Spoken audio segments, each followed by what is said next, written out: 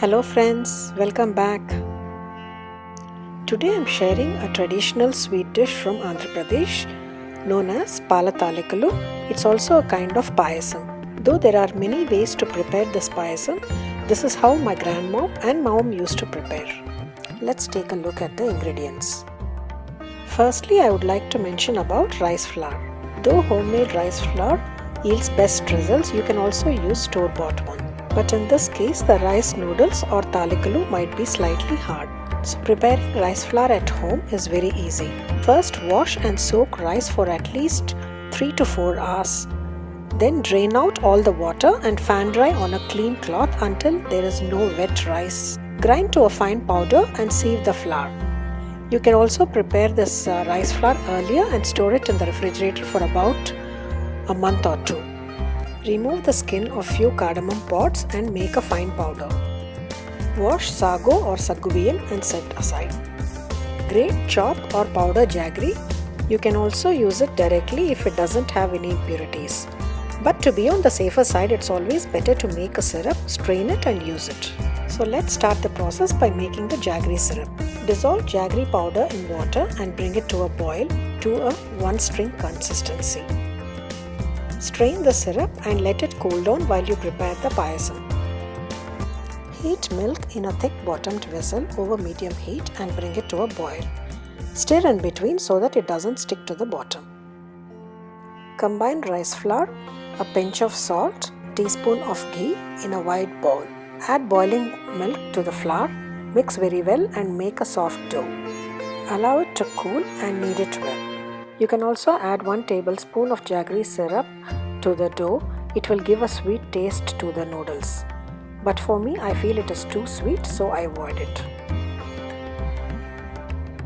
Grease the inside of a murku press with big holes plate and fill it with the dough. Instead of using a murku press, you can also make small balls and use your hands to make long strips. Now add sago to boiling milk and cook. Milk starts boiling and sago turns transparent. This is when you need to add the dough strips. Press the murku or Thalikalu mold and drop the strips into boiling milk in a circular motion. Do not stir with a ladle immediately. Let it boil for 2 minutes before stirring, otherwise the noodles will break. Cook for about 10 to 12 minutes and check for doneness.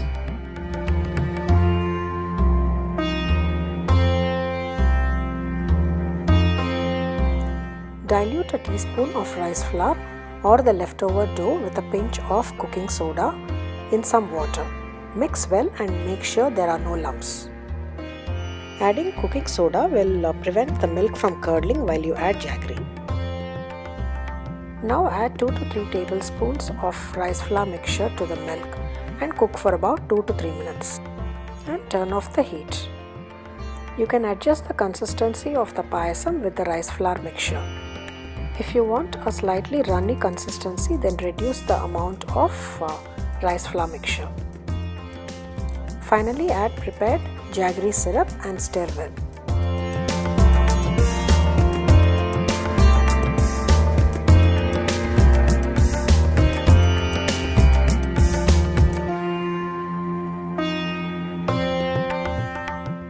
Add cardamom powder.